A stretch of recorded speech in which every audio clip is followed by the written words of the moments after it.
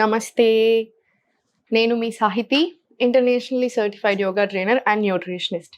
నేను తొందరలో classes start చేస్తున్నాను. మనకి ఎవ్రీ మంత్ క్లాసెస్ ఉంటాయి. నేనే డైట్ ప్లాన్ ఇస్తాను. సేమ్ ఇలా ఏం చేయాలో చెప్తున్నాను కదా!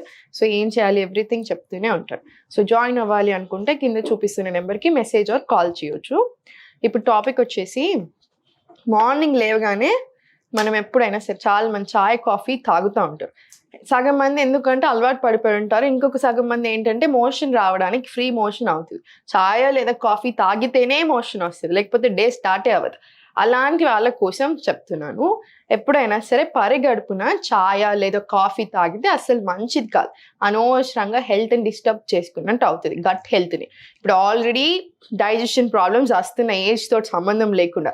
ఇంకొక విషయం ఏంటంటే ఇప్పుడు మనకి 30 ఇయర్స్ దాటాక డైజెషన్ పవర్ అని తగ్గుతూ ఉంటుంది. అండ్ గట్ హెల్త్ బాగాలేకపోతే మీరే చూస్తున్నారు కదా ప్రతి ఇంటికి ఎన్ని ప్రాబ్లమ్స్ ఉంటున్నాయో. బీపీ అని, డయాబెటీస్ అని, PCOD, PCOS, irregular periods, infertility ఇలా చాలా వస్తున్నాయి. గట్ హెల్త్ బాగా కాపాడుకుంటేనే ఇవన్నీ కూడా సెట్ అవుతూ వస్తాయి. సో గట్ హెల్త్ చాలా చాలా ఇంపార్టెంట్. సో మోషన్ ఫ్రీగా అవ్వడానికి చాయ్ ఆర్ కాఫీ మార్నింగ్ లేవగానే తాగడానికి బదులు ఏం చేసుకోవాలో ఇప్పుడు చెప్తాను. దీంతో మనకి మోషన్ కూడా ఫ్రీ అయిపోతుంది. సెకండ్ ఏంటంటే చాలా మంది పొట్ట ఉంది అంటారా. పొట్ట ఉండడానికి ఒక రీజన్ ఏంటంటే స్ట్రెస్. ఇంకొక రీజన్ మోషన్ సరిగా పాస్ అవ్వకపోతే అది మిగిలిన ఉండదు కదంటే అది బ్లోటింగ్ లాగా కనిపించడం, లేదా తింటే ఏదైనా పడకుండా బ్లోటింగ్ అవ్వడం, అమ్మాయిలకైతే పీరియడ్స్కి ముందు బ్లోటింగ్ అవ్వడం, ఇవన్నీ కామన్ అనమాట.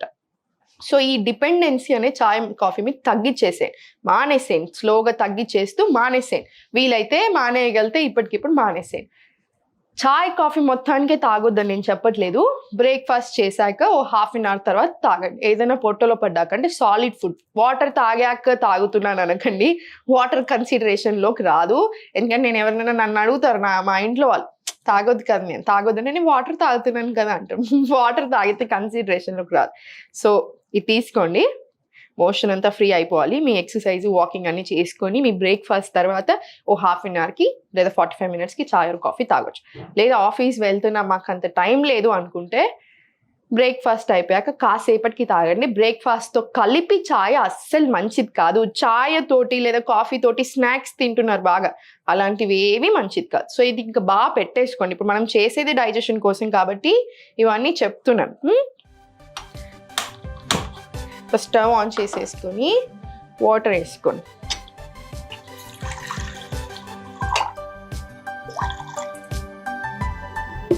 ఎక్కువ బాయిల్ అవసరం లేదు, కొంచెం వార్మ్ అవుతే చాలు. సో ఇది వార్మ్ అవ్వనిద్దాము. దీనికి సబ్జా గింజలు మీరు లేసాక ఒక 20 నిమిషాల ముందే కొన్ని సబ్జా గింజలు ఎక్కువ వద్దండి. ఎక్కువ తీసుకుంటే డైజెషన్ ప్రాబ్లమ్స్ వస్తాయి, తక్కువ తింటే డైజెషన్ ప్రాబ్లమ్స్ తగ్గుతాయి. సో జస్ట్ ఇంత గింజలు తీసుకుంటేనే మీకు ఆల్రెడీ ఇంత వచ్చేస్తుంది. ఒకళ్ళకి సరిపోతుంది అనమాట. ఇది ఇంత వచ్చేస్తుంది చిన్న ఇంత గింజలకి. సో అవి నానేసుకోండి. ఆ వాటర్ తీసేసుకొని ఈ సబ్జా పెట్టేసుకోండి. ఇప్పుడు మీరు కావాలంటే దీంట్లోనే కొంచెం పుదీనా ఆకులు కూడా వేసుకోవచ్చు. స్మెల్ కూడా చాలా బాగా వస్తుంది, టేస్ట్ కూడా చాలా బాగుంటుంది. లేదు తులసి ఆకులు వేసుకోవచ్చు. ఇలా మీకు ఏది ఇష్టం ఉంటే అది కూడా వేసుకోవచ్చు. సో కొంచెం వార్మ్ అయితే చాలు, సరిపోతుంది. ఇప్పుడు ఇది మనకి ఎందుకంటే వార్మ్ వాటర్లోనే హనీ వేసుకోవచ్చు. చల్లగా లేదా కొంచెం వార్మ్ ఉండాలి, హాట్ వాటర్లో వేసుకోకూడదు. ఇప్పుడు ఇది కొంచెం హాట్ ఉన్నాయి, నేను వెయిట్ చేస్తాను. ఒక 2 నిమిషాలు వెయిట్ చేశాకనే కొంచెం వార్మ్ అయ్యాకనే ఇవి వేస్తాను హనీ. సో ఇప్పుడు సబ్జా వేసేసుకోండి. దీంట్లో నిమ్మకాయ ఉంటుంది కదా, నిమ్మకాయ తీసుకోండి. నిమ్మకాయ కూడా చాలా మంచిది. ఇప్పుడు ఇది మనకి తాగాక కూడా ఫ్రెష్ ఫీలింగ్ కూడా వస్తుంది. అండ్ వెయిట్ లాస్లో దీంట్లో అయినా లైఫ్లో డైజెషన్ చాలా ఇంపార్టెంట్.